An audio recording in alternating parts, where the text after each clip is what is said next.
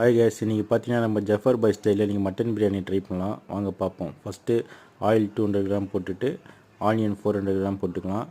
போட்டுட்டு coriander leaf கொஞ்சமாக போட்டு வதக்கிட்டு அதுக்கப்புறம் ஜிஞ்சர் கார்லிக் பேஸ்ட் ரெண்டும் சேர்த்து ஒரு 150 கிராம் போட்டுக்கிட்டு அதே நல்லா வதக்கணும். வதக்கிட்டு red chilli powder 2 table spoon அதே நல்லா வதக்கிட்டு கர்டு 1 கப் அதையும் நல்லா வதக்கணும். அதுதான் இங்கே முக்கியமான விஷயமே. நல்லா வதக்கிட்டு மட்டன் 1 kg அதையும் போட்டுக்கலாம்.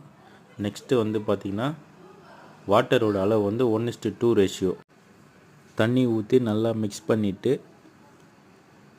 அதுக்கப்புறம் உப்பு தேவையான அளவு போட்டுட்டு கொதி வந்ததுக்கப்புறம் நம்ம போட்டு மூடிடணும்.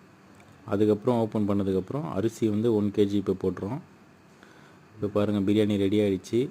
அது மட்டன்லாம் எவ்வளோ நல்லா வெந்திருக்கு பாருங்கள். ஜஃபார்